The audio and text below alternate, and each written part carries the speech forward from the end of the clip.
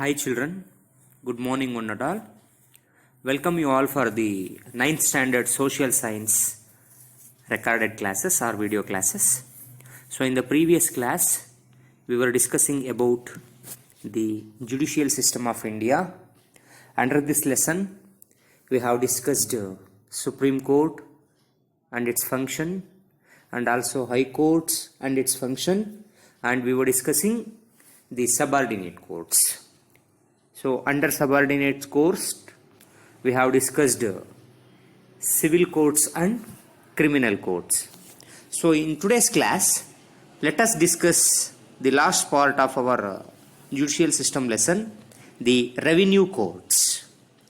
So the revenue courts can be seen in all the district children. That means each and every districts are having these revenue courts, and the revenue courts take up cases related to land tax and land record. The cases related to land tax and land records will be taken up by whom children? The revenue courts.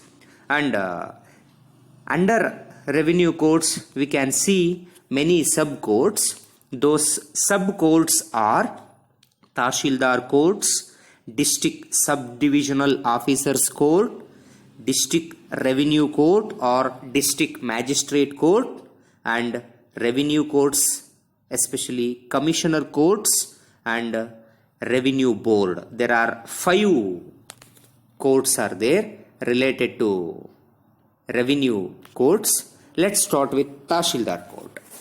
So this is the lowest court among the revenue courts. So which is the lowest court among the revenue courts, children?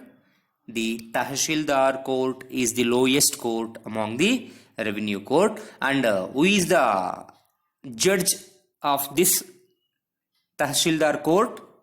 Yes, you are right. Tahsildar is its judge, and he is also called or known as Taluk Magistrate Court. And this court is also called as what, children? Taluk Magistrate Court, and here the judge is the Tahsildar. And upon him district subdivisional officers courts are there. It is also called as AC's court. AC means the assistant commissioner. AC means what? Assistant commissioner next to commissioner. So he is the judge in this court. Assistant commissioner is the judge in district subdivisional officers court, and this court may takes the case like appeals against the decision and judgments of Tahsildar court. Tahsildar ಕೋರ್ಟ್ಗಳಲ್ಲಿ ಕೊಟ್ಟಂತಹ ಜಡ್ಜ್ಮೆಂಟ್ಗೆ ವಿರುದ್ಧ ಜಡ್ಜ್ಮೆಂಟ್ಗಳಿಗೆ ಏನಾದ್ರೂ ಸಮಾಧಾನ ಇರಲಿಲ್ಲ ಅಂತ ಹೇಳಿದ್ರೆ ಯಾರಿಗಾದ್ರೂ ಅವ್ರೇನು ಮಾಡ್ಬೋದು, ಈ AC ಕೋರ್ಟ್ಗಳಲ್ಲಿ ಕೇಸ್ಗಳನ್ನು ಫೈಲ್ ಮಾಡ್ಬೋದು ರಿಲೇಟೆಡ್ ಟು ಲ್ಯಾಂಡ್ ಟ್ಯಾಕ್ಸ್ ಮತ್ತು ಲ್ಯಾಂಡ್ಗಳಿಗೆ ಸಂಬಂಧಪಟ್ಟಂತಹ ಕೇಸ್ಗಳಲ್ಲಿ. ಸೊ ನೆಕ್ಸ್ಟ್ ಅಪಾನ್ ಹಿಮ್ ಅಥವಾ ಓವರ್ ಹಿಮ್ ಅವ್ರ ಮೇಲೆ ಯಾರಿದ್ದಾರೆ? So district revenue court, and it is also called as district magistrate court. So it is also existing in each and every district, and this court takes up appeals against the judgments given by the Tahsildar court or the district subdivisional officers court. So ಇದೇನು ಮಾಡುತ್ತೆ, ತಹಶೀಲ್ದಾರು ಅಥವಾ ACಗಳು ಕೊಟ್ಟಂತಹ ಜಡ್ಜ್ಮೆಂಟ್ಗಳೇನಾದ್ರೂ wrong ಅಂತ ಅನ್ಸಿದ್ರೆ ಅದರ ವಿರುದ್ಧವಾಗಿ ಇವರು ಏನು ಮಾಡ್ಬೋದು, ಈ DC ಕೋರ್ಟಿಗೆ ಅಪೀಲ್ ಹೋಗಬಹುದು. And the judge will be the DC, deputy commissioner will be the judge for district magistrate court, children. And the next one court is commissioner's court. So the commissioner court takes up appeals against the judgment of district magistrate courts. The divisional officer is its judge. So 6 or 7 ಡಿಸ್ಟ್ರಿಕ್ಟ್ಸ್ಗಳಿಗೆಲ್ಲ ಒಂದೊಂದು divisions ಇದೆ. And in the 6th year you have seen it. So 6th standard ಅಲ್ಲೇ ನೋಡಿದಿರಾ.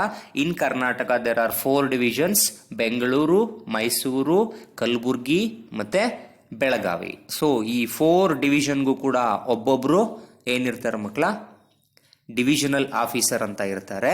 So ಅವರನ್ನ commissioner ಅಂತ ಹೇಳಿ ಕರಿತೀವಿ. So ಇವರ ಅಂಡರಲ್ಲಿ ಬರೋ ಕೋರ್ಟ್ನ ಏನಂತ ಕರಿತೀವಿ?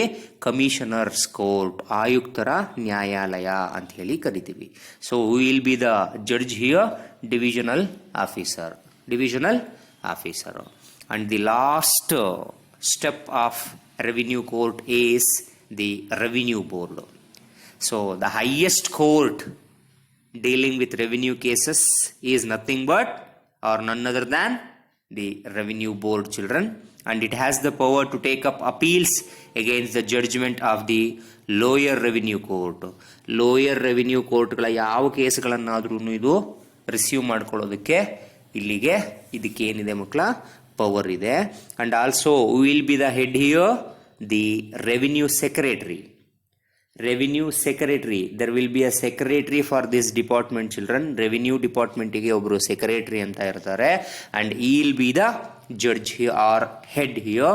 and the court functions under the supervision of the high court. high court ನ ಸೂಪರ್ವಿಷನ್ ಅಲ್ಲಿ, ಹೈಕೋರ್ಟ್ ನ ಮೇಲ್ವಿಚಾರಣೆಯಲ್ಲಿ ಇಲ್ಲಿ ಕೇಸ್ಗಳು ಡೀಲ್ ಆಗ್ತವೆ, ಇಲ್ಲಿ ಕೋರ್ಟ್ ಕೇಸ್ಗಳು ಡಿಸ್ಕಸ್ ಆಗ್ತವೆ. so this is all about your revenue court, children. And let's see the last concept in this lesson, that is the people's court. That means Lok Adalat. People's court. The name itself says that it is the court of people. Here the people will be the culprit, or the people will be the accused, and at the same time the people will be the judges. Okay, ಇಲ್ಲಿ ಅವರವರು ಮಾತುಕತೆ ಆಡೋದ್ರ ಮೂಲಕ ತಮ್ಮ ತಮ್ಮ ಸಮಸ್ಯೆಗಳಿಗೆ ತಾವೇನೆ ಪರಿಹಾರ ಕಂಡುಕೊಳ್ತಕ್ಕಂಥ ಒಂದು system ಇದೆ. ನೋಡೋಣ ಹೇಗಿದೆ ಇದು ಅಂತ ಹೇಳಿ. So as you know that children, India is a big country having 138 to 39 crores of people are living at present. So ಇಂತಹ ಒಂದು ಕಂಟ್ರಿನಲ್ಲಿ ಡೇ ಬೈ ಡೇ ಅರೈಸ್ ಆಗೋ ಕೇಸ್ಗಳ ಸಂಖ್ಯೆ ಕೂಡ ಏನಾಗ್ತಾ ಇದೆ, ಜಾಸ್ತಿ ಆಗ್ತಾ ಇದೆ. ಸೊ ಹಾಗಾಗಿ if we go on legal, ನಾವೆಲ್ಲ ಲೀಗಲ್ ಆಗಿ ಹೋಗ್ತೀವಿ ಅಂತ ಹೇಳಿದ್ರೆ the procedure is time consuming and expensive. You know that. So the legal procedure ಎಲ್ಲ ಸ್ಟೆಪ್ ಬೈ ಸ್ಟೆಪ್ಪು ಕಾನೂನಿನ ಮೂಲಕನೇ ಹೋಗ್ತೀವಿ ಅಂತಂದಾಗ ಏನಾಗುತ್ತೆ ಮಕ್ಕಳ, it takes much time and it will be very expensive. ವಾದ ವಿವಾದಗಳನ್ನೆಲ್ಲ ಕೇಳಬೇಕು, ವಿಚಾರಣೆ ಮಾಡಬೇಕು, ಪ್ರತಿದಿನ ಕೋರ್ಟಿಗೆ ಹಾಜರಾಗಬೇಕು. ಇದೆಲ್ಲ 1-2 ದಿನದಲ್ಲಿ ಮುಗಿಯುವಂತಹ ಕೆಲಸಗಳಲ್ಲ. ಹಾಗಾಗಿ it takes long time and it burdens economically on the culprits R the accused. Okay, ಯಾರು ಕೇಸ್ ಫೈಲ್ ಮಾಡಿರ್ತಾರೋ ಅವ್ರ ಮೇಲೆ ಇದೇನಾಗುತ್ತೆ, ಹೆಚ್ಚಾಗಿ ಟೈಮ್ ತಗೊಳುತ್ತೆ ಮತ್ತು ಎಕನಾಮಿಕಲಿ ಬರ್ಡನ್ ಆಗುತ್ತೆ. ಸೊ ಆ ಕಾರಣಕ್ಕೋಸ್ಕರ as an alternative, the government has set up other forms of legal institution which function faster and are less expensive. The government have planned to deals the case more faster and with less expenditure. Okay, ಹೆಚ್ಚು ಬೇಗ ಕೇಸ್ಗಳು discuss ಆಗಿ ಅದು close ಆಗಬೇಕು, ಮತ್ತು ಅವೇನಾಗಿರ್ಬೇಕು ಮಕ್ಕಳ, less expensive ಆಗಿರಬೇಕು. ಕಡಿಮೆ ಹಣದಲ್ಲಿ ಕೇಸ್ಗಳೇನಾಗಿರಬೇಕು, ಎಂಡ್ ಆಗಬೇಕು ಅಂತ ಹೇಳಿ ಒಂದು ಐಡಿಯಾನ ಮಾಡಿದೆ. ಸೊ ಅದಕ್ಕೋಸ್ಕರ ಒಂದಷ್ಟು ಇನ್ಸ್ಟಿಟ್ಯೂಷನ್ಗಳು ಏನಾದವು, ಎಕ್ಸಿಸ್ಟೆನ್ಸಿಗೆ ಬಂದಿವೆ. ಅಂತಹ ಕೋರ್ಟ್ಗಳಲ್ಲಿ ಪೀಪಲ್ಸ್ ಕೋರ್ಟ್ ಕೂಡ ಒಂದು. So it was existed in the year 1985. It was existed in 1985, children. ಏನು ನಡೆಯುತ್ತಿಲ್ಲಿ? It takes up cases from parties who mutually agree to settle the cases amicably. So those who are desired or those who want to settle the case by their mutual agreement. So the peoples can attend here. ಯಾರು ತಮ್ಮ ಕೇಸ್ಗಳನ್ನು court ಕಚೇರಿ ಅಂತ ಹೇಳಿ ಅಲಿದೇನೆ ತಮ್ಮಲ್ಲೇ ಇತ್ಯರ್ಥ ಮಾಡ್ಕೊಳ್ಳೋಕೆ ಬಯಸ್ತಾರೋ ಅವರನ್ನು ಏನಂತ ಕರಿತೀವಿ, ಅವರುಗಳು ಈ ಕೋರ್ಟ್ಗಳಿಗೆ ಬರ್ಬೋದು ಮಕ್ಕಳ.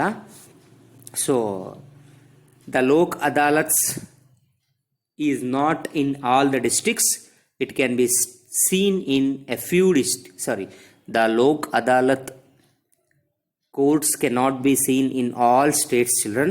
It can be seen in a few states, Gujarat, New Delhi and Karnataka, and few states are having these Lok Adalat, children.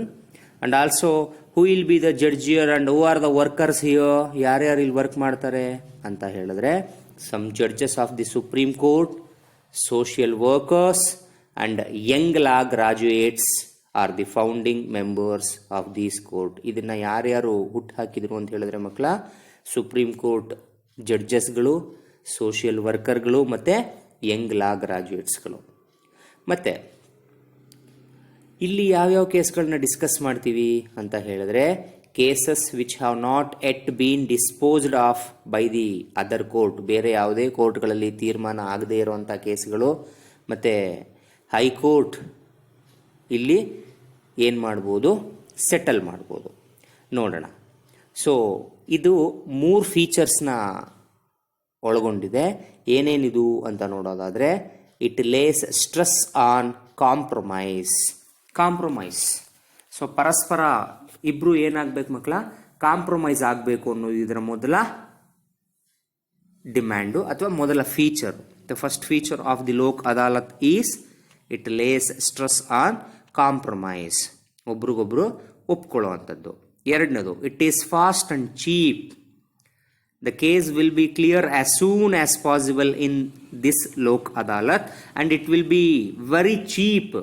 ಜಾಸ್ತಿ ದಿನ ಎಳ್ಕೊಂಡು ಹೋಗದೆ ಇರೋದ್ರಿಂದ ಎಕನಾಮಿಕಲಿ ಕಾಸ್ಟ್ ಏನಾಗುತ್ತೆ ಮಕ್ಕಳ, ಇಲ್ಲಿ ಕಡಿಮೆ ಆಗುತ್ತೆ. ಕೋರ್ಟು ಕಚೇರಿ ಅಂತ ಅಲಿಯೋದು ತಪ್ಪುತ್ತೆ. And last one, it reduces the judicial burden on the other court. ಹೆಚ್ಚು ಕೋರ್ಟ್ಗಳ ಕೇಸ್ಗಳು ಇಲ್ಲೇ ಡಿಸೈಡ್ ಆಗೋದ್ರೆ ಮೇನ್ ಕೋರ್ಟ್ಗಳಿಗೆ ಇರತಕ್ಕಂತಹ ಬರ್ಡನ್ಗಳು ಕಡಿಮೆ ಆಗತ್ತೆ ಅಂಥೇಳಿ ಐಡಿಯಾ ಮಾಡಿ ಈ ಕೋರ್ಟ್ಗಳನ್ನು ಎಸ್ಟಾಬ್ಲಿಷ್ ಮಾಡಿದ್ದಾರೆ. ಸೊ ಇಲ್ಲಿ ಯಾವ್ಯಾವ ಕೇಸ್ಗಳನ್ನು ತಗೊಳುತ್ತೆ ಇದು ಅಂತ ನೋಡೋದಾದರೆ, so the Lok Adalat takes up the cases relating to vehicle accident, land processions, banking, marriage and alimony and labourers problem. ಯಾವ್ಯಾವ ಕೇಸ್ಗಳನ್ನು ಇದು ಆಲ್ಮೋಸ್ಟ್ ಡೀಲ್ ಮಾಡುತ್ತೆ ಮಕ್ಕಳ? Vehicle accident. ಈಗ ಯಾವುದಾದ್ರೂ ವೆಹಿಕಲ್ ಆಕ್ಸಿಡೆಂಟ್ ಆಯಿತು ಅಂತ ಅಂದ್ಕೊಂಡಾಗ, ಯಾರಿಗಾದರೂ ಅಪಘಾತ ಆಗಿದೆ, ಅವ್ರಿಗೇನಾದರೂ ಲಾಸ್ ಉಂಟಾಗಿದೆ ಅಂದಾಗ ಇವರು ಕೋರ್ಟಲ್ಲಿ ಕೇಸ್ ಹಾಕ್ಕೊಂಡು ಕೋರ್ಟಲ್ಲಿ ಕೇಸು ವಿಚಾರಣೆ ಅಂತೆಲ್ಲ ನಡೆದು ತುಂಬ ದಿನ ಹಿಡಿಯುತ್ತೆ, ವರ್ಷಾನುಗಟ್ಟಲೆ ಹಿಡಿಯುತ್ತೆ. ಸೊ ಅಲ್ಲಿ ತನಕ ಇಬ್ಬರು ಕೋರ್ಟ್ಗೆ ಹೋಗಬೇಕು, ಅದು ತೀರ್ಮಾನ ಆಗಿ ಹಣ ಬಿಡುಗಡೆ ಆಗೋ ತನಕ ತುಂಬ ದಿನ ತಡೆಯುತ್ತೆ. ಅಲ್ಲಿ ತನಕ ಆಕ್ಸಿಡೆಂಟ್ ಮಾಡಿದವರು ಕೂಡ ಓಡಾಡ್ಲಿಕ್ಕಾಗಲ್ಲ, ಮತ್ತು ಆಕ್ಸಿಡೆಂಟ್ ಮಾಡಿಸ್ಕೊಂಡವರು ಕೂಡ ಕೋರ್ಟಲ್ಲಿ ಕಚೇರಿ ಅಂತ ಹೇಳಿ ತಿರುಗಾಡೋದು ಭಾಳ ಕಷ್ಟ ಆಗುತ್ತೆ. ಸೊ ಅಂಥ ಟೈಮ್ಗಳಲ್ಲಿ ಈ ಮ್ಯೂಚುವಲ್ ಕನ್ಸೆಂಟಿಂದ ಅಗ್ರಿಮೆಂಟ್ ಆದರೆ ಇಷ್ಟು ಅಷ್ಟು ಅಂತ ಹೇಳಿ ಅವರೇ ಡಿಸೈಡ್ ಮಾಡಿಕೊಂಡ್ರೆ ಈ ಕೇಸ್ ಏನಾಗಲ್ಲ ಮಕ್ಕಳ, ರಿಜಿಸ್ಟರ್ ಆಗಲ್ಲ.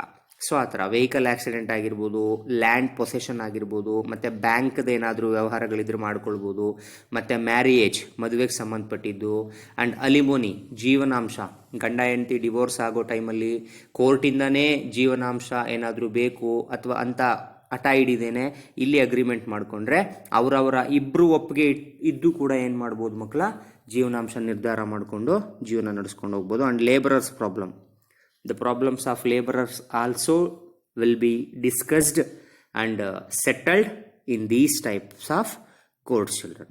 And these courts are established by either the district law authority or the taluk law authority. So ಇದು ಯಾರಿಂದ ಎಸ್ಟಾಬ್ಲಿಷ್ ಆಗಿರುತ್ತೆ ಮಕ್ಕಳ? ಡಿಸ್ಟಿಕ್ ಲಾ ಅಥಾರಿಟಿಯಿಂದ ಆಗಿರಬೇಕು ಅಥವಾ ತಾಲೂಕ್ ಲಾ ಅಥಾರಿಟಿಯಿಂದ ಆಗಿರಬೇಕು.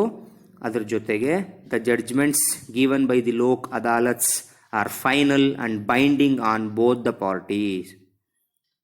ಸೊ ಇಲ್ಲಿ ಏನು ಜಡ್ಜ್ಮೆಂಟನ್ನು ತಗೊಳ್ತಾರೆ ಇದು ಫೈನಲ್. ಇದ್ರ ವಿರುದ್ಧವಾಗಿ ನಾವು ಯಾವುದೇ ರೀತಿಯ ಅಪೀಲ್ಗಳನ್ನು ಮಾಡೋದಕ್ಕೆ ಸಾಧ್ಯ ಇಲ್ಲ. And binding on both parties, ಎರಡೂ ಪಾರ್ಟಿಯವರು ಕೂಡ okay, party A party B ಇಬ್ರು ಕೂಡ ಏನು ಮಾಡಬೇಕು, ಇದನ್ನ ಒಪ್ಕೊಂಡು ಸಹಿ ಹಾಕಬೇಕು. ಸಹಿ ಹಾಕಿದ್ಮೇಲೆ ಇದಕ್ಕೆ ಮತ್ತೆ ಇದು ಸರಿ ಇಲ್ಲ ಅಂತ ಹೇಳಿ ಅಪೀಲ್ ಮಾಡ್ಕೊಂಡು ಮೇಲೆ ಯಾವುದೇ ತರಹದ ಕೋರ್ಟ್ಗಳಿಗೆ ಈ ಕೇಸ್ಗಳನ್ನು ತಗೊಂಡೋಗೋ ಹಾಗಿಲ್ಲ. And appeals cannot be filed against them. As I already told, the appeals cannot be filed against them. So the judgments enjoy the same respect that judgments of civil courts too. So ಈ ಕೋರ್ಟ್ಗಳಲ್ಲಿ ಏನು ಜಡ್ಜ್ಮೆಂಟ್ಗಳಾಗ್ತವೋ ಆ ಜಡ್ಜ್ಮೆಂಟ್ಗೆ ನಮ್ಮ civil ಕೋರ್ಟ್ಗಳಲ್ಲಿ ಆಗುತ್ತಲ್ಲ judgement, ಆ ಜಡ್ಜ್ಮೆಂಟ್ಗಳಲ್ಲಿ ಆಗುವಷ್ಟು ಬೆಲೆಯೇ ಇರುತ್ತೆ, ಅಷ್ಟೇ ರೆಸ್ಪೆಕ್ಟು ಮತ್ತು ಅಷ್ಟೇ ವ್ಯಾಲ್ಯೂ ಇದಕ್ಕೆ ಇರುತ್ತೆ ಮಕ್ಕಳು. So these are all about your courts. So read the text twice, try to understand the lesson and frame own questions and complete your workbook, children. Thank you one and all.